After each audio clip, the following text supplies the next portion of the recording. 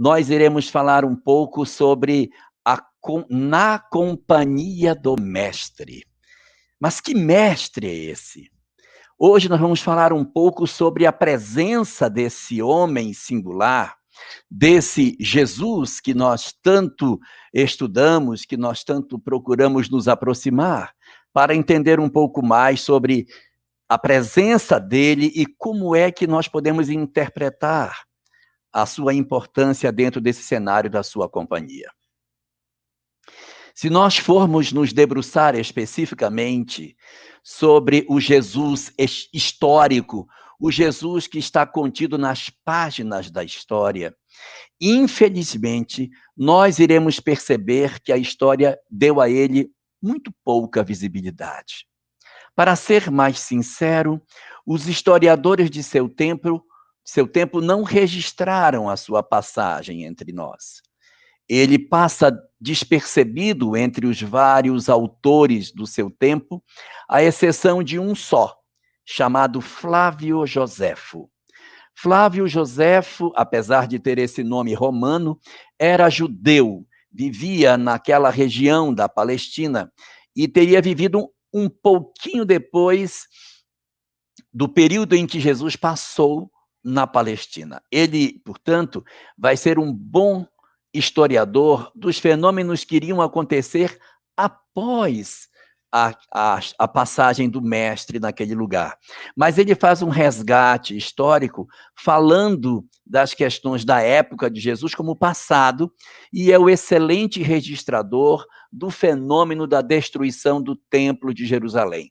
É ele que vai relatar numa obra magistral chamada Antiguidades, as informações sobre como que se deu a revolução, a revolta de 68 a 70, que culminou com a destruição do templo.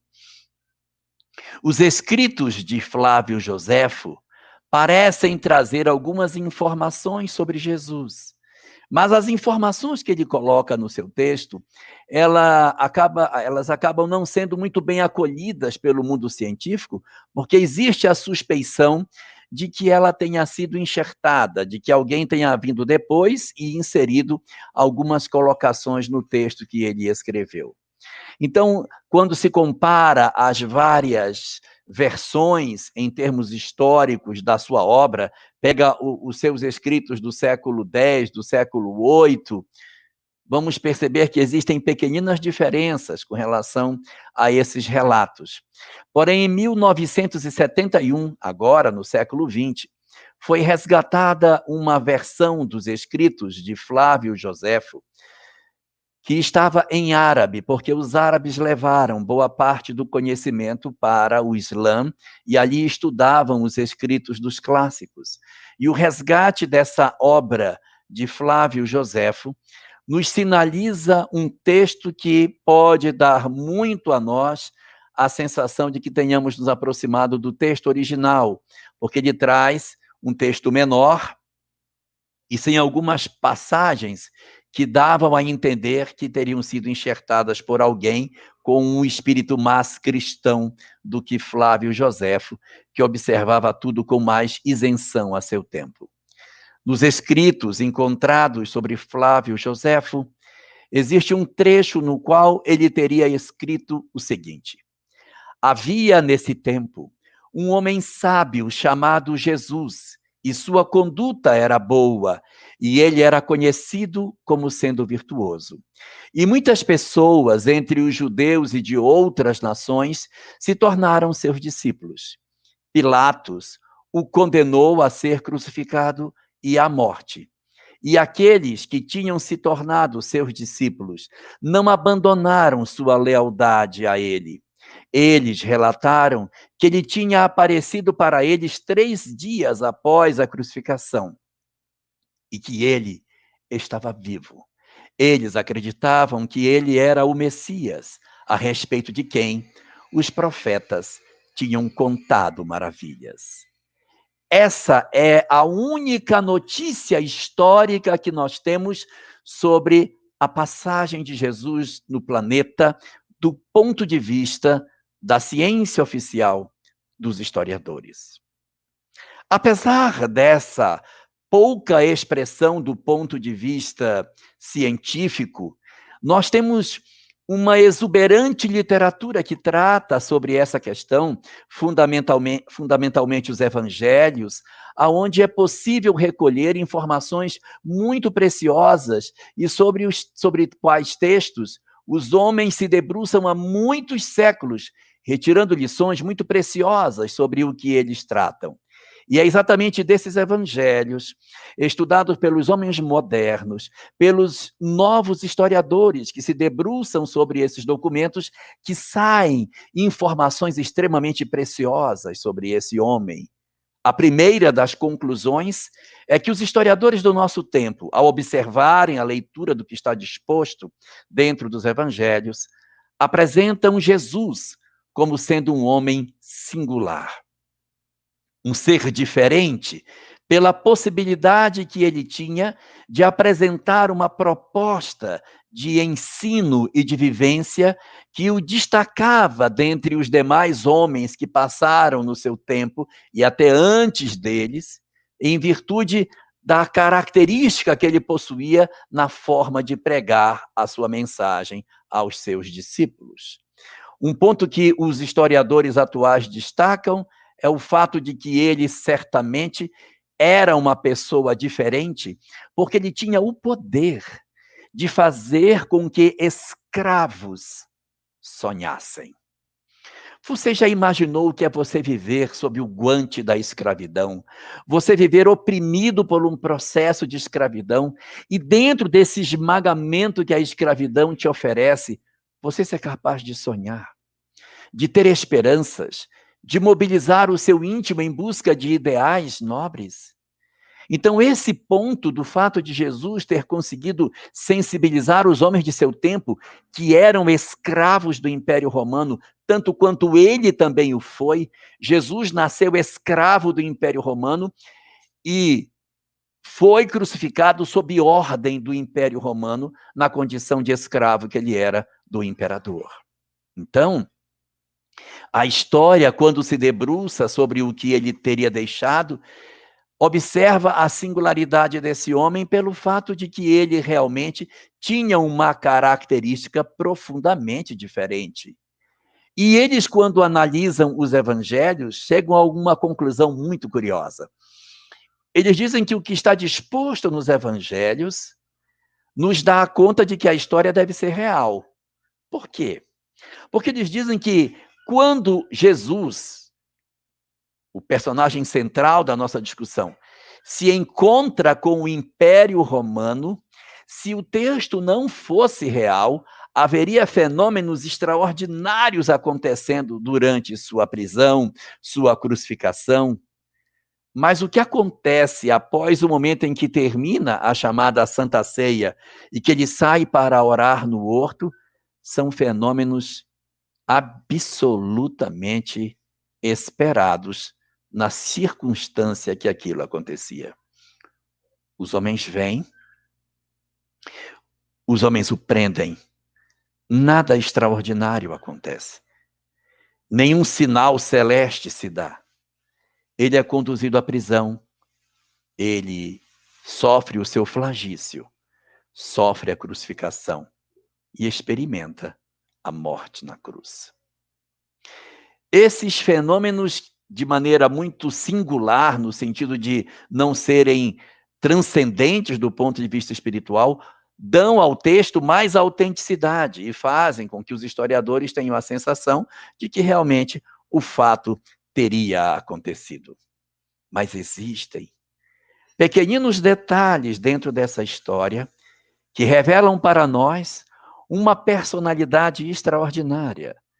Portanto, o nosso objetivo hoje é retirar o manto sobre esse Jesus histórico, para revelar o outro Jesus que nós conhecemos e que as obras espíritas estão repletas de informação e que os evangelhos trazem características às vezes sutis, mas que revelam nitidamente a autoridade, a grandeza espiritual desse homem, a quem chamamos simplesmente de Jesus.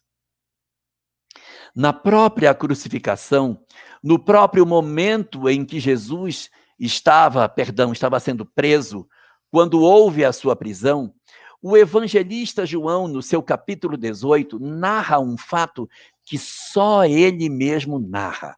Nenhum dos outros 3 evangelistas contam que isso teria acontecido.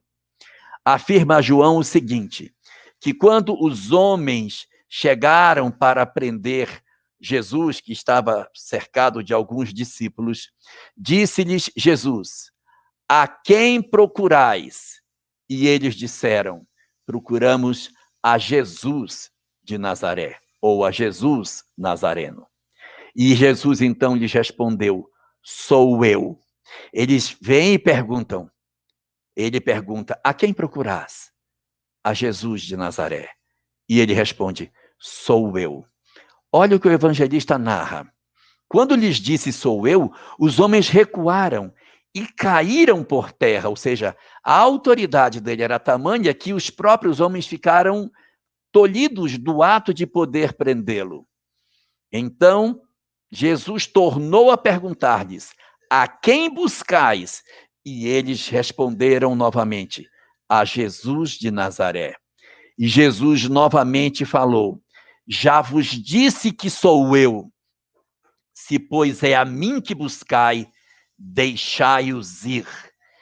E assim os discípulos foram libertos e só ele seguiu para a prisão. Observemos aí a autoridade desse homem que, mesmo no processo de prisão, na condição de ser o preso, ele exerce um processo de autoridade diante daqueles que estavam empreendendo a sua prisão, indicando para eles: sou eu, se é a mim que buscai, deixai-os ir. E os discípulos, então, são libertos desse processo de prisão, ficando apenas Jesus dentro desse cenário que iria conduzir à crucificação. A sua autoridade espiritual, ela fica muito visível em outros momentos, como, por exemplo, no momento em que ele e os discípulos estão atravessando o mar da Galileia, e quando eles estão no meio do mar, sobrevém uma tempestade, o barco balança profundamente e o Cristo está dormindo embaixo, e os discípulos se apavoram, achando que o barco vai adernar em função da intensidade dos ventos, das chuvas, de tudo que está acontecendo, e por temerem o que vai acontecer com eles, eles descem e dizem: Senhor, o barco está afundando, não te incomodas com isso?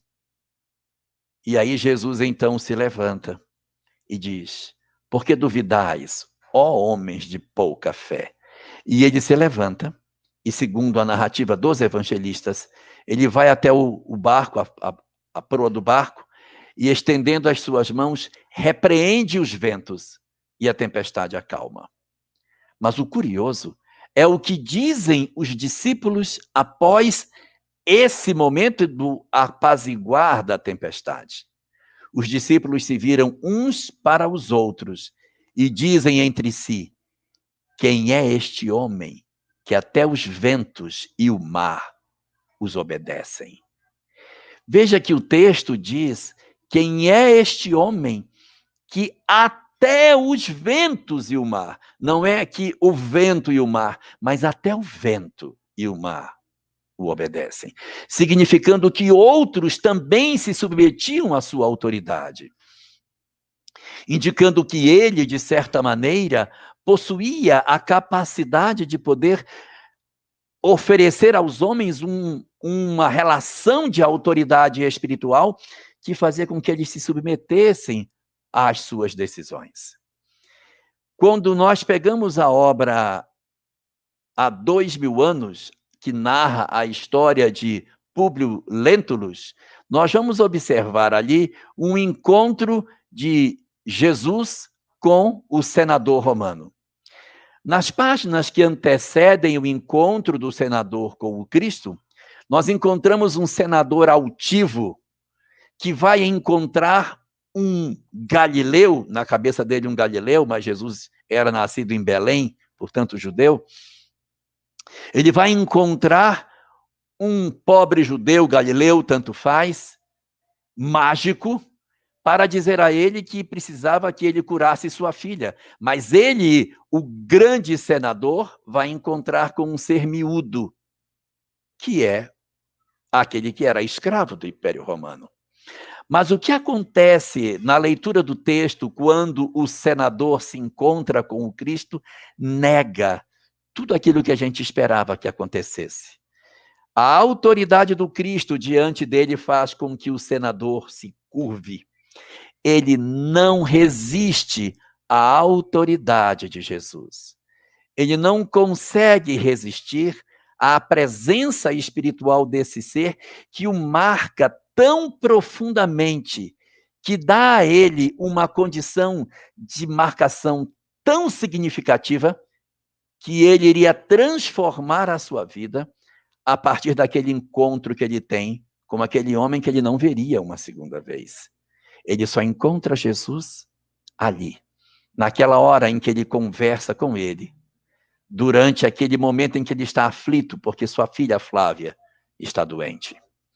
É esse homem extraordinário que tem o poder de marcar a vida das pessoas que ele encontra, que nos dá a possibilidade de nós podermos ver essas coisas acontecendo de maneira mais clara.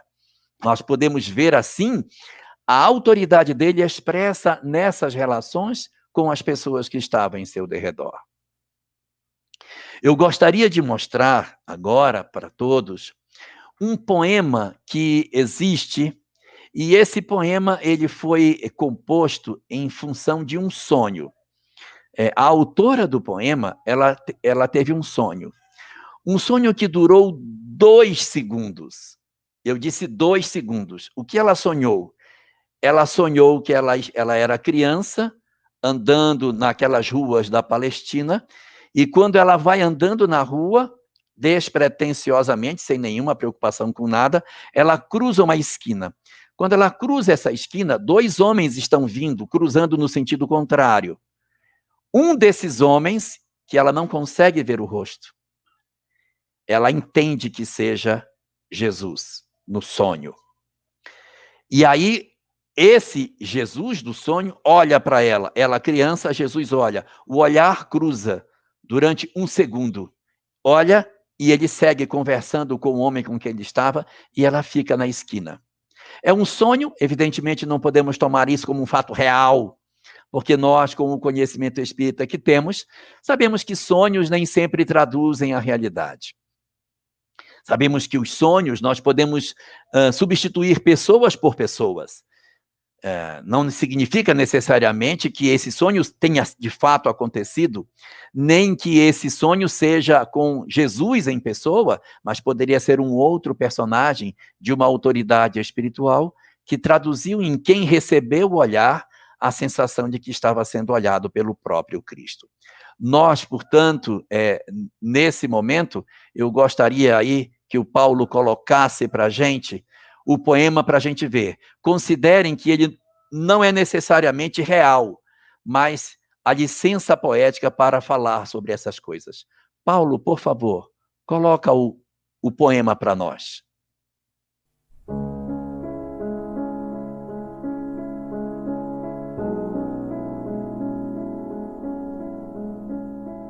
Ó meu amado irmão, é novo dia, e ainda trago em mim o teu olhar de manso amor, que encontrei na esquina da vida, quando estavas a passar.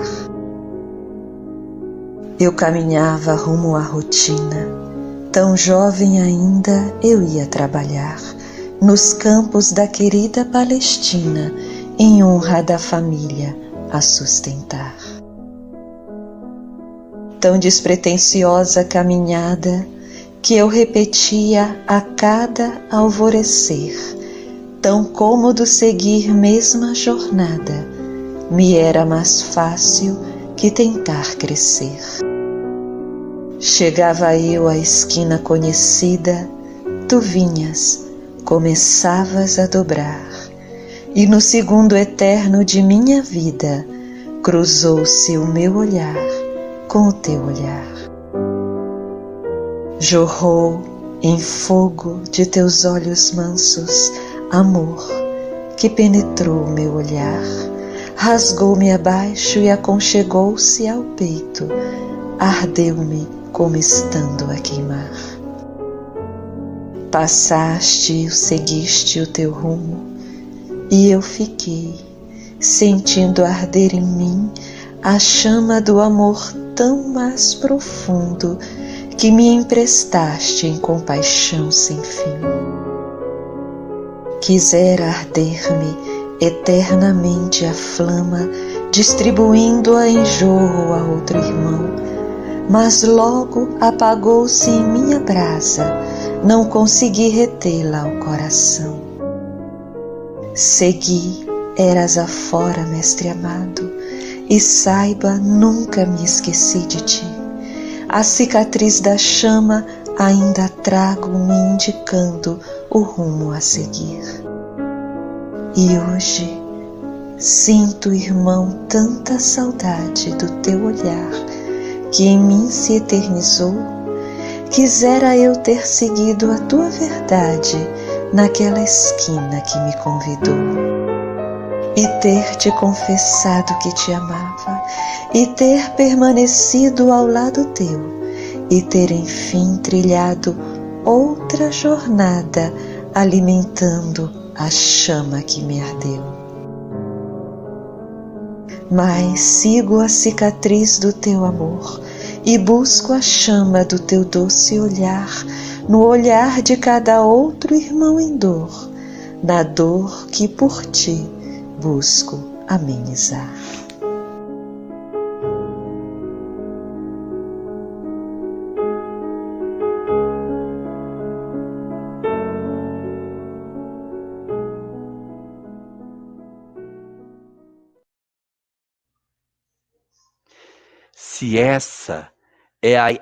Se esse é o impacto que um simples olhar do Cristo é capaz de produzir nas pessoas, o que não terá ele produzido na convivência, no toque, na conversa, na entrega mais efetiva, chamando as pessoas pelo próprio nome e identificando profundamente dentro de si a compreensão da dor daqueles que o buscavam. A grande pergunta é: o que tinha Jesus de particular, de singular, para marcar tão profundamente as pessoas que com ele conviveram?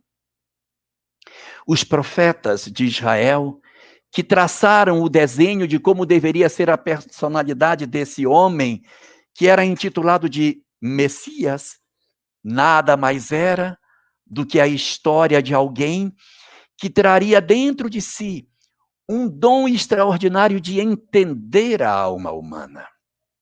É essa a condição essencial do Messias.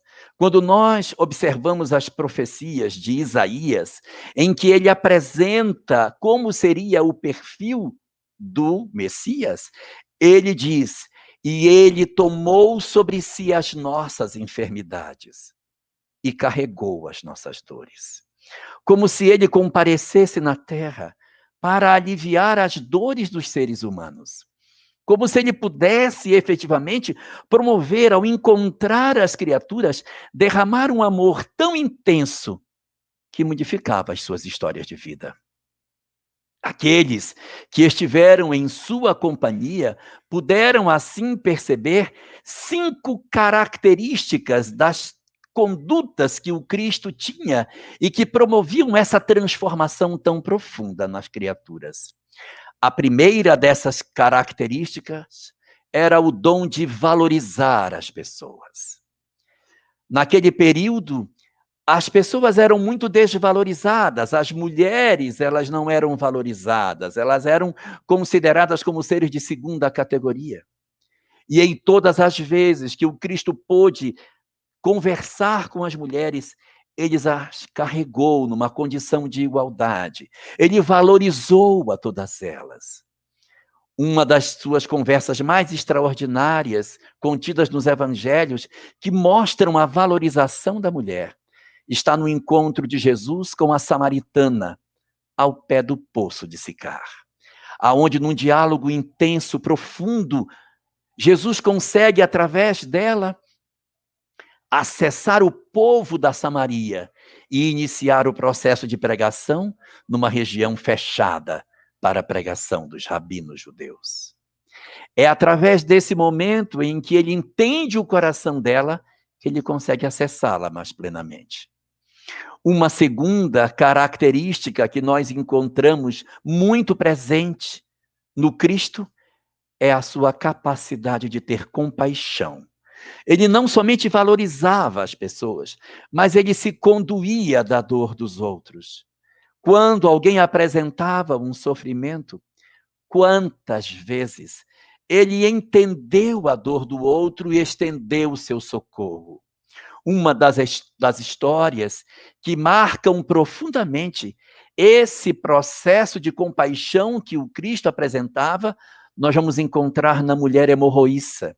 Aquela que durante 12 anos possuía um fluxo de sangue interminável, já tendo gasto praticamente todos os seus bens com médicos sem conseguir sucesso.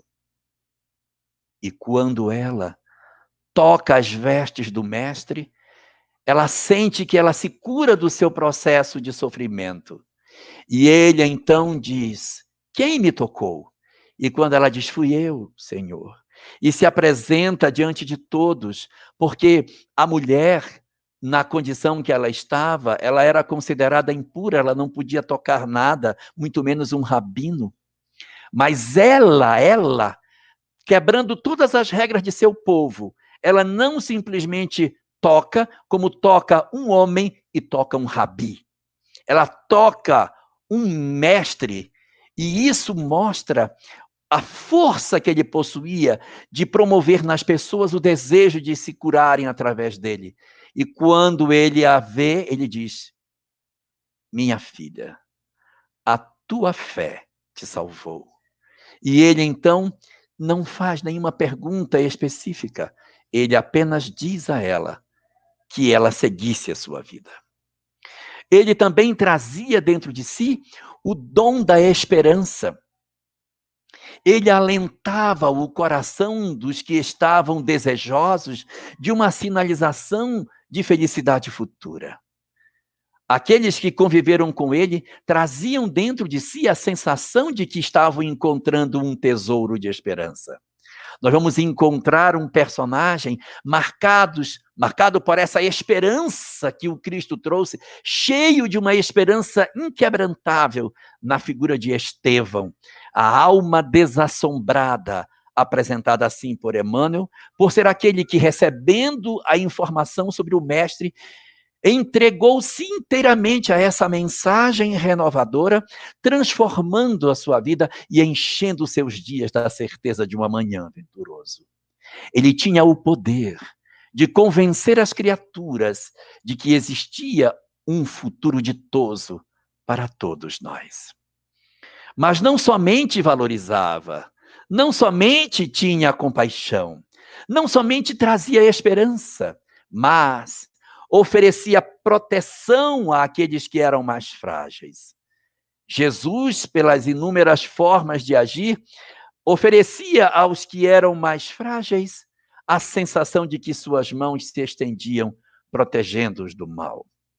Nós vamos encontrar esse caso de uma proteção exercida por Jesus no capítulo 8 do Evangelho de João, quando narra a história da mulher adúltera. Ela é trazida para ser apedrejada. E ele, então, é colocado no cenário, na cena, para que participasse daquilo. Se negasse ou se aceitasse, estaria se comprometendo diante de seus discípulos ou diante da lei. E ele, então, para protegê-la, diz: atire a primeira pedra aquele que estiver isento de pecado. Os homens, então, se retiram, a começar dos mais velhos, até que não sobra ninguém. E quando ele olha para ela, pergunta: mulher, onde estão os teus acusadores? E ela responde: não sei, Senhor. Eles se foram. E ele diz a ela: eu também não te condeno. Vai e não tornes a pecar. Imagine a intensidade que nós encontramos nessas cenas da misericórdia, da esperança, da compaixão, da valorização que o Cristo apresentava. Mas esse traço da misericórdia, nós vamos encontrar mais nitidamente quando ele apresenta suas falas para os rejeitados.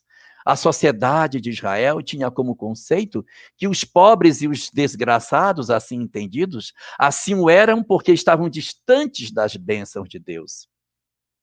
Os ricos, os saudáveis, os poderosos, assim eram porque Deus os abençoava.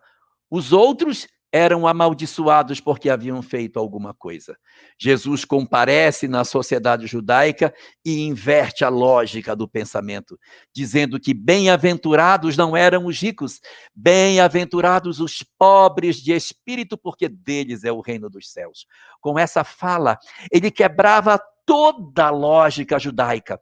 Ele rompia com um pensamento milenar do entendimento de que os pobres são rejeitados por Deus e inaugurava um momento novo no qual o próprio Senhor acenava com um reino divino para aqueles que eram rejeitados pelos homens.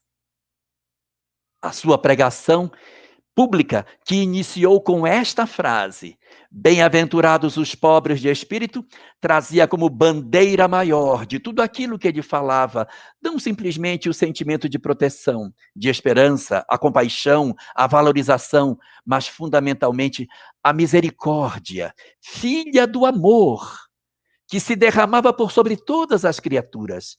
Então, o que fazia Jesus para ter esse impacto nas pessoas? O que a companhia do Mestre tinha de tão singular para que ela conseguisse impactar as pessoas, transformando as suas vidas? Amor.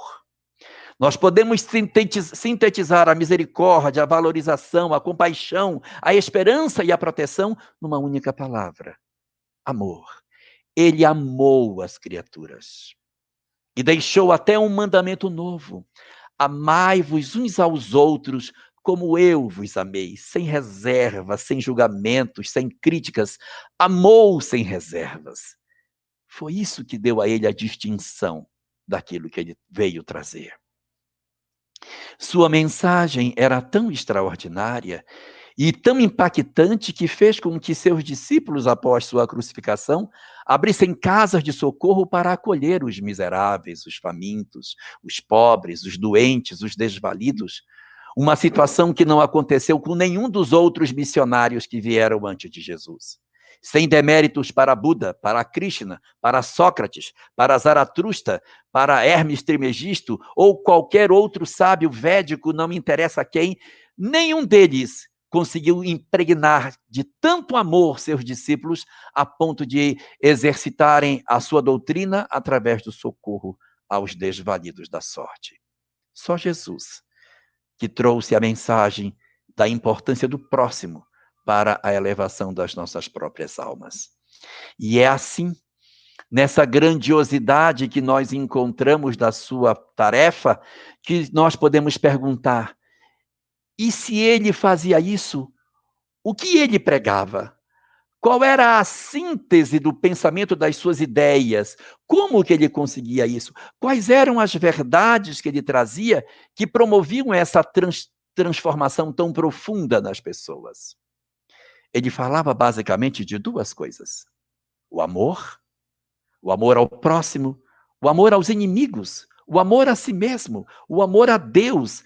A proposta de que o amor fosse a solução para todas as coisas era a chave que ele apresentava para a humanidade. Essa era a primeira. E a segunda, um pensamento novo para o povo hebreu. Ele veio rasgar os conceitos judaicos, oferecendo para eles repetidamente, insistentemente, uma novidade para o povo: a vida após a morte. Haviam notícias remotas sobre isso, mas Jesus vem trazer uma mensagem toda calçada na ideia da imortalidade. Sua primeira fala já diz: bem-aventurados os pobres de espírito, porque deles é o reino dos céus. O reino dos céus, o reino que vai mudar a vida das pessoas, porque é o reino que existe dentro de nós. Um reino espiritual. Ele falava da imortalidade. Ele falava de uma vida posterior e que os nossos corações cheios de paz iriam viver para sempre. Ele coroa toda essa sua pregação com a sua própria ressurreição, comprovando a certeza de que a vida continuava. Seu aparecimento após a crucificação foi o coroamento máximo de sua mensagem, oferecendo para nós a certeza inamovível de que a vida não termina no túmulo. Tivesse Jesus sido crucificado e não tivesse aparecido para seus discípulos, talvez sua mensagem não tivesse chegado até nós. Mas ele não simplesmente defendeu a ideia da imortalidade, mas ele provou a sua existência. Ele é o primeiro fenômeno que temos na história do homem, de alguém que, após a morte, veio trazer notícias de que a vida continua, de maneira a ser tocado, de ser percebido, de comer com seus discípulos e dizer a eles, sim, existe uma outra vida além, um renascer. Morrer não é o fim. Os vários personagens que mantiveram contato com Jesus modificaram suas vidas profundamente. Pedro, o apóstolo, que era um homem rude, um pescador humilde da cidade de Cafarnaum, no norte de Israel, às margens do lago Tiberíades, quando conheceu Jesus na pesca milagrosa, sentiu a grandiosidade do Cristo e se ajoelhou diante dele e disse, Senhor, afasta-te de mim, eu sou um homem impuro, eu não mereço viver na tua presença, te afasta de mim, eu não mereço estar contigo. Mas foi exatamente esse homem que tinha toda essa rudeza de pensamentos que Jesus escolheu para liderar o colégio dos seus discípulos. E foi fazendo com que ele se transformasse. E já no começo, no primeiro diálogo com Pedro, ele disse que o nome dele não era Pedro. O nome dele era Simão, filho de Jonas. Shimeon bar Jonas. Não tinha Pedro. É porque Jesus, ao olhar para ele, diz, Pedro não, Simão, tu és pedra, sobre ti eu erguerei minha igreja. Ele passa a chamar Pedro de pedra, a rocha. Mas ele não era esse o nome. Nós é que chamamos ele de Simão Pedro, mas ele era apenas Simão bar Jonas. Nós que criamos essa ideia, porque Jesus enxergou naquele homem rude a pedra onde a sua igreja iria ser implantada. Igreja no sentido não de templo, mas a sua doutrina, a sua mensagem. Esse homem deixaria várias lições extraordinárias para nós, mostrando o quanto o Cristo impactou na sua vida, e ele se entrega inteiramente a viver essa mensagem até o final de seus dias. Um outro personagem também extraordinário, os evangelhos nos entregam, é a figura de Maria, da cidade de Betânia, a irmã de Lázaro. Ela aparece nos evangelhos apenas 3 vezes. 3 vezes só. Ela aparece no Lucas, no Evangelho de Lucas, no capítulo 10, naquela história de Marta e Maria, em que Jesus está pregando e ela está sentada aos pés do mestre, e ele está ensinando para as pessoas, e Marta quer que ela saia dali para ajudá-la na cozinha. E Jesus diz, Marta, Marta, Maria escolheu a melhor parte, a parte que nunca lhe poderá ser tirada. Maria estava, portanto, aos pés do mestre, ouvindo a sua mensagem. Sua vida mudaria profundamente a partir dali. Ela vai aparecer uma segunda vez no Evangelho de João, no seu capítulo 11, na hora em que Jesus tem a notícia de que Lázaro teria morrido. Jesus parte para Betânia e conta o evangelista João que ela estava em casa, dentro de casa, chorando, e alguém vem no seu ouvido e diz, Maria, o mestre está vindo. Ele ainda não chegou, mas ele está vindo no caminho. Quando ela ouve que Jesus está vindo, o que faz ela? Ela se levanta e sai correndo pela estrada para encontrar Jesus antes de entrar em Betânia. E quando ela enxerga Jesus à distância, ela corre ao encontro dele e se joga novamente aos seus pés. Na primeira vez que ela aparece nos evangelhos, ela está aos pés de Jesus. Quando ela comparece nos evangelhos a segunda vez, ela está novamente aos pés de Jesus. Ela se joga aos seus pés e diz: Senhor, se tu estivesses aqui, meu irmão não teria morrido. E ele então conversa com ela, a consola, e depois diz: dize-me onde o puseste. E ele segue com ela e com Marta até o local do sepulcro, e ali promove um fenômeno extraordinário, que é entendido como sendo a ressurreição de Lázaro, mas que a doutrina espírita diz que Lázaro não estava exatamente morto, estava numa condição de que ele iria desencarnar, mas o fio da morte ainda não, o fio da vida ainda não havia sido rompido. Por isso a possibilidade de trazer de novo Lázaro à vida. E ele então chama Lázaro e Lázaro sai do sepulcro. Ela vai aparecer uma terceira e última vez nos evangelhos. No capítulo seguinte do Evangelho de João, no capítulo 12, logo no começo, após a ressurreição de Lázaro, é feita uma festa, é feito um jantar, aonde vão celebrar aquela possibilidade de retorno à vida do irmão que havia, entre aspas, morrido. Novamente, Marta está servindo. A mensagem anterior de Lucas 10 não chegou a ela, ela não conseguiu entender aquilo que o Cristo queria falar, e ela continua servindo à mesa, do mesmo jeito que fazia. Lázaro está sentado, mas Maria não está presente. Estão apenas Marta cuidando da cozinha, e Lázaro sentado à mesa junto com os outros, vivendo aquele momento de celebração.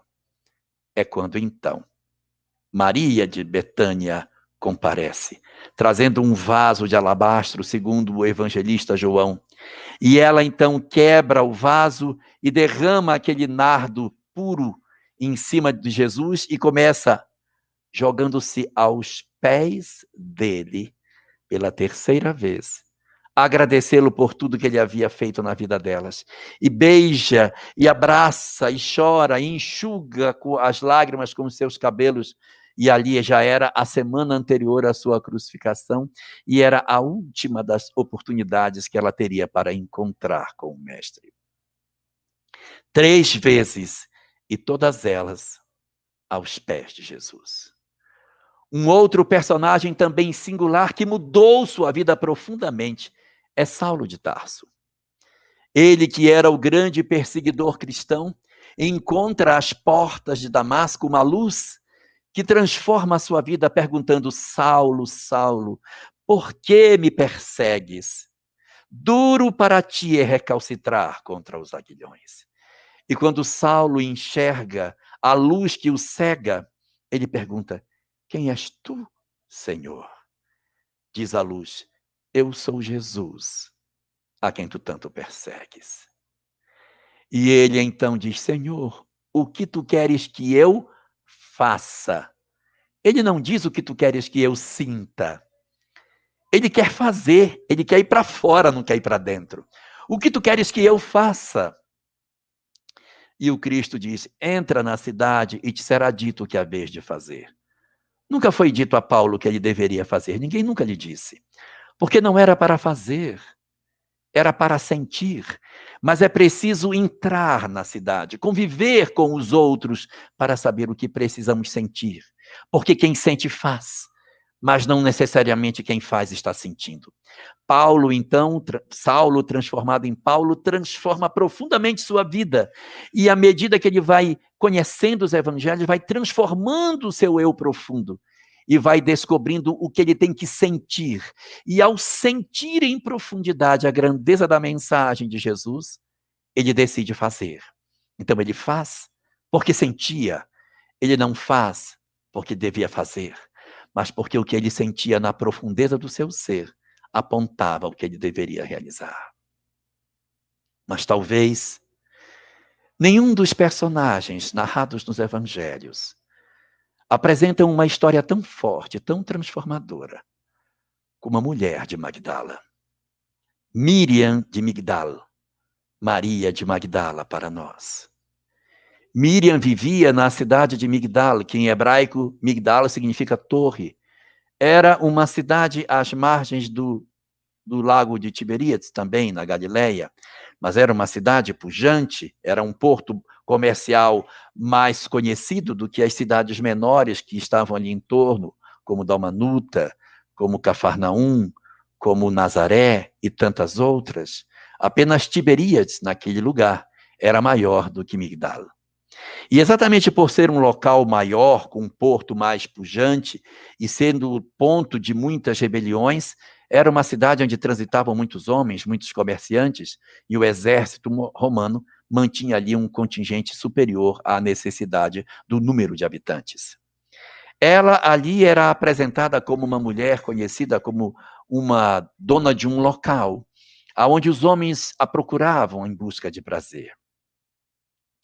Não se poderia tacitamente colocá-la como uma prostituta, como se ela vivesse num prostíbulo.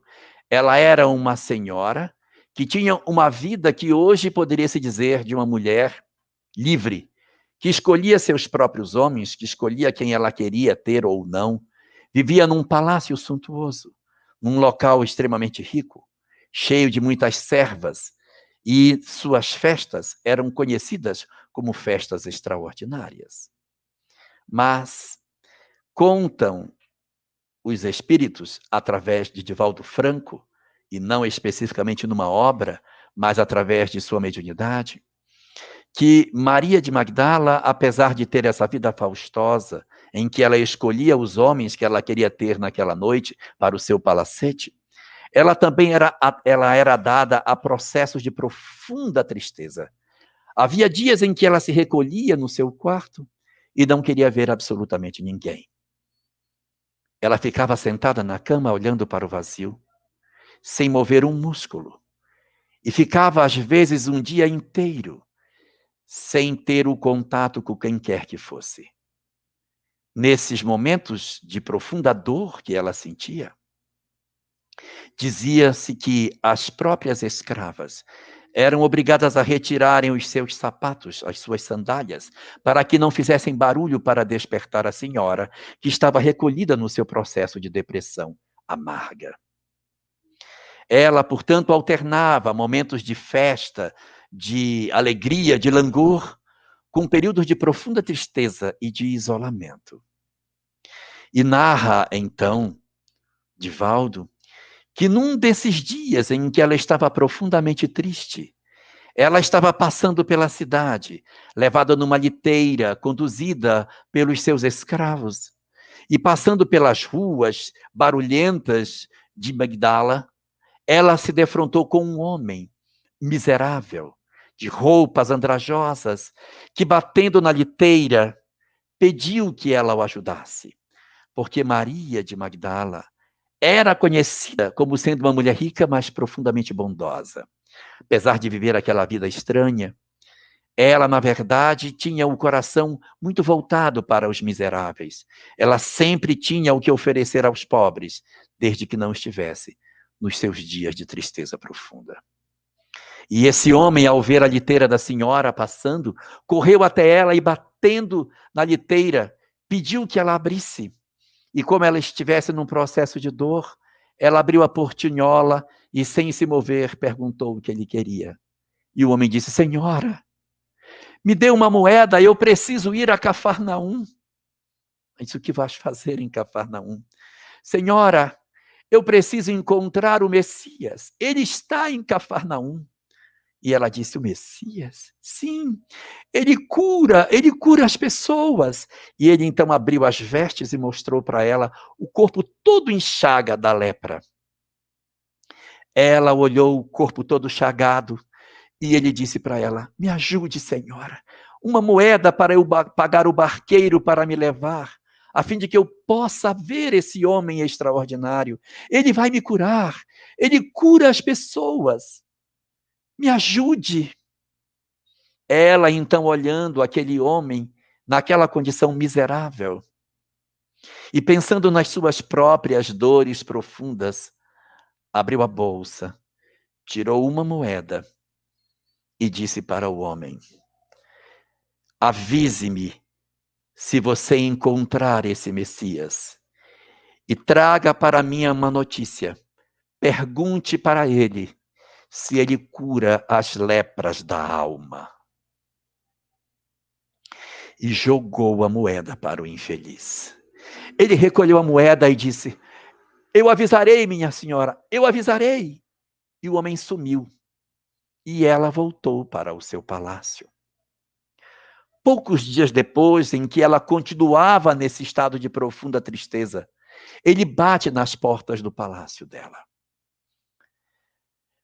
As servas vão até a porta e dizem: Nossa Senhora não quer ser importunada, vá embora. Eu preciso falar com ela, vá embora daqui. A senhora já disse que não quer ser importunada, não incomode. Eu trago notícia para ela pediu que eu viesse, foi ela que pediu. Abra as portas para mim, eu preciso falar com ela. E de muito insistir, as servas abrem a porta. E ele corre até o seu local de repouso, nos seus aposentos, e quando ela está naquela languidez, olhando para o vazio, ele entra no quarto e diz a ela: Senhora, eu vim te trazer a notícia. O Messias está em Cafarnaum, mas ele viaja essa noite. Só terás essa noite para encontrar com ele.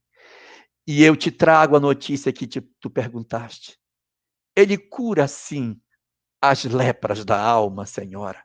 Vem comigo. E ela insiste para não ir, mas ele, tomando-a pelas mãos, a leva até o porto e paga o barqueiro novamente. E ela atravessa durante a noite o caminho pelo lago de Magdala até a cidade de Cafarnaum. Quando ela chega, o Cristo está sentado num local lá fora, como se estivesse esperando por alguém. Ela chega, tímida, com o coração profundamente apunhalado pelas dores da vida, e ao se aproximar de Jesus e perceber nele um olhar receptivo, ela se senta perto dele e diz: Eu sou filha do pecado. Eu não mereço a misericórdia de Deus, mas eu não suporto mais a minha dor. Será que o Senhor de misericórdia, que tu, mestre, tanto falas, ele vai ter misericórdia de mim? Quando ela pergunta isso, ele responde, e já na primeira palavra, ele a toma por completo.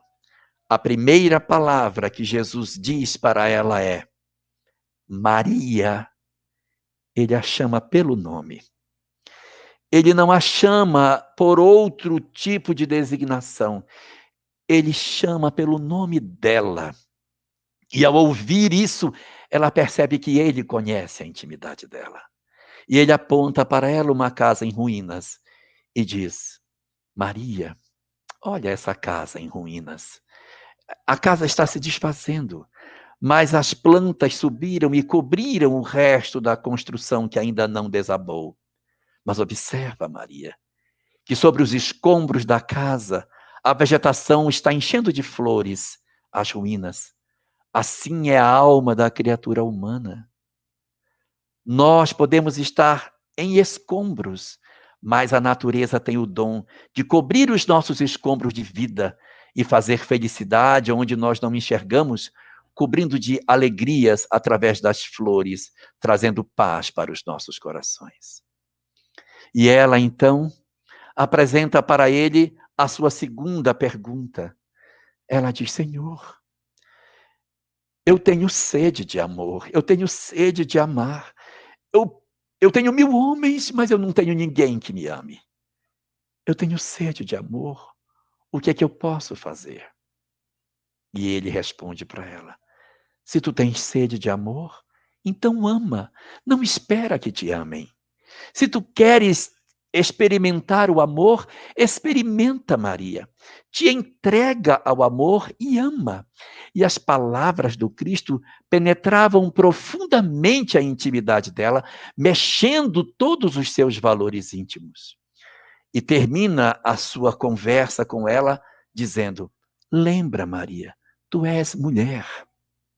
E a mulher tem o dom extraordinário de poder promover a vida e transformar a vida de outras criaturas. Quando ele diz isso, é como se ele tivesse metido um punhal no fundo da alma dela. E ela, em prantos, se vira para ele e diz: Senhor, eu tenho a vida que tenho, porque eu não posso ser mãe. Eu não posso gerar filhos. E o Cristo responde a ela: E quem te parece que seria uma mãe de maior amor Aquela que é capaz de amar os filhos do seu próprio ventre, ou aquela que é capaz de amar os frutos do ventre alheio. Ele abre uma perspectiva de amor que ela nunca havia pensado. Que ela podia se entregar ao amor ao outro e não esperar receber o amor. Essas 3 perguntas dela, essas 3 falas dela com o Cristo, seriam um combustível que ela iria levar para toda a vida. Esse encontro com Jesus, esse momento no qual ela tem a possibilidade de encontrar com esse homem extraordinário, vai dar a Maria a condição de transformar profundamente sua vida, fazendo dela o maior símbolo de transformação que o cristianismo conseguiu apresentar para nós. A companhia com o Mestre apresenta para nós momentos inesquecíveis de transformação, singulares nesse grande mecanismo de ida nossa na direção da felicidade. Por isso, nesses dias atuais, em que nós nos indagamos tanto qual o caminho a seguir, quem seriam nossa companhia? Com quem deveríamos trilhar os nossos caminhos? Quem deveriam ser aqueles que deveriam partilhar da nossa convivência? A quem deveríamos buscar? Quais seriam, na verdade, os ideais que deveríamos ter nas nossas vidas para que pudéssemos encontrar a felicidade? Exatamente para responder essa pergunta, eu gostaria de terminar esta fala de hoje, trazendo um poema de Maria Dolores, recebido por Francisco Cândido Xavier, e que serve para nós como reflexão final para o nosso dia de hoje. Diz Maria Dolores: está sendo procurado homem considerado Galileu, 33 anos, pele clara e expressão triste, cabelos longos e barba maltratada, marcas sanguinolentas nas mãos e nos pés. Caminha habitualmente acompanhado de mendigos e vagabundos, doentes e mutilados, cegos e infelizes. Onde aparece, frequentemente é visto entre grande séquito de mulheres, sendo algumas de má vida, com crianças esfarrapadas. Quase sempre está seguido de 12 pescadores e marginais. Demonstra respeito para com as autoridades, determinando que se dê a César o que é de César, mas espalha ensinamentos contrários à lei antiga, como sejam o perdão das ofensas, o amor aos inimigos, a oração em favor daqueles que nos perseguem e que nos caluniam, a distribuição indiscriminada de dádivas para com os necessitados, o amparo aos enfermos, sejam eles quem forem, e chega ao cúmulo de recomendar que uma pessoa espancada numa face ofereça a outra ao agressor. Ainda não se sabe se é um mágico, mas testemunhas idôneas afirmam que ele multiplicou 5 pães e 2 peixes em alimentação para mais de 5.000 pessoas, tendo sobrado 12 cestos. Considerado impostor por haver trazido pessoas mortas à vida, foi preso e espancado, sentenciado à morte, com absoluta aprovação do próprio povo que o condenou de preferência a Barrabás, malfeitor conhecido, recebeu insultos e pedradas, sem reclamar, quando conduzia a cruz às costas. Não se ofendeu quando questionado pela justiça, complicando-lhe-se ainda mais sua situação, porque seus próprios seguidores o abandonaram nas suas horas difíceis. Sob afrontas e zombarias, foi crucificado entre 2 ladrões. Não teve parentes que demonstrassem solidariedade, a não ser sua mãe, uma frágil mulher que chorava aos pés da cruz. Depois de morto, não se encontrou lugar para sepultá-lo, senão o lodoso recanto de um túmulo por favor de um amigo. Após o 3º dia de sepultamento, desapareceu do sepulcro e já foi visto por diversas pessoas que o identificaram com as chagas sangrentas nas mãos e nos pés. Esse é o homem que está sendo cuidadosamente procurado. Seu nome é Jesus de Nazaré, Se puderes encontrá-lo, deves segui-lo para sempre. Vamos orar. Vamos orar. Querido Senhor dos nossos corações, Jesus, amado Mestre das nossas vidas, cujas mãos misericordiosas se estendeu sobre nós tantas vezes, ao longo de tantas existências, a fim de que despertássemos na direção do bem e do amor. A Ti, Senhor, que estendeste as Tuas mãos sobre os olhos dos cegos, trazendo luz e vida àqueles que já não mais conseguiam divisar o mundo que apenas tocavam enceguecidos. A Ti, Senhor, comparecemos diante da Tua presença nesse momento, nos oferecendo para que Tu estendas as Tuas mãos misericordiosas sobre as nossas almas frágeis e cegas pelas paixões do mundo, pelas ilusões da matéria, acreditando que apenas aquilo que tocamos é que é real, acreditando apenas que o nosso tato é que define a realidade da vida, para que Tu também venhas, Senhor, abrir os olhos das nossas almas, dilatar diante de nós as percepções extraordinárias das Tuas lições e enchem de vida e luz as nossas vidas. Senhor, quantas vezes Tu realizaste o trabalho de tentar promover em nós o despertamento em tantas e tantas doutrinas distintas. Quantas vestes religiosas já tivemos a oportunidade de experimentar. Quantos livros sagrados já tivemos a oportunidade de nos debruçar. E quantos rituais, quantos paramentos já vivenciamos na expectativa de encontrar a felicidade nas nossas almas.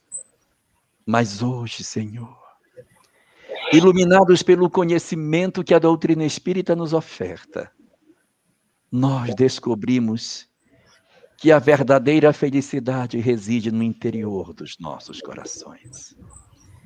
E é por isso que comparecemos diante de Ti para atestar a vitória da Tua perseverança e da Tua paciência. A vitória das Tuas tentativas tidas como quase como infrutíferas de despertar as nossas almas para o processo de transformação interior. Hoje, Jesus, nós comparecemos diante de Ti para Te dizer que finalmente entendemos que a verdadeira felicidade não está naquilo que o mundo possa nos oferecer. As Tuas mãos sacrossantas, abrindo os nossos olhos para que possamos perceber a vida, deu a cada um de nós a condição de entendermos a majestade da eternidade, a excelsitude do amor e a extensão incomparável do perdão para oferecer a nós a felicidade verdadeira. É por havermos conseguido entender essas coisas finalmente que nós estamos diante de Ti apenas para Te agradecer, Senhor. Para Te dizer que finalmente conseguimos entender aquilo que as religiões externas não foram capazes de nos dizer. Conseguimos finalmente entender que a felicidade reside na compreensão da transitoriedade de todas as coisas, na impermanência das questões da terra e na excelsitude que reside nos valores espirituais que Tu nos ensinas. Por isso, estamos hoje para afiançar diante de Ti a nossa proposta de elegermos o amor como rota para as nossas vidas. O nosso verdadeiro propósito de fazermos a opção pelo amor nas nossas decisões. E te dizer, Senhor, que finalmente a compreensão da imortalidade, a compreensão de que a vida continua e de que todas as nossas dores passarão, mas que Tu, Senhor, estarás presente nas nossas existências por toda a eternidade, constitui-se agora a verdade inamovível nas nossas almas. Por havermos despertado finalmente daquilo que nos cegava a entender o propósito da vida, nós comparecemos apenas para te agradecer e te dizer o nosso profundo muito obrigado por não haveres desistido de nós em tantas vezes que parecíamos ser almas sem solução. O teu amor foi mais persistente do que a dureza das nossas almas. Por isso, nesse momento singular de transição, nós queremos te dizer que estamos prontos para nos perfilar como teus soldados na construção do mundo novo, na contribuição para que o mundo seja um mundo de paz, oferecendo as nossas mãos, nossos corações e nossas mentes para a construção de uma sociedade melhor.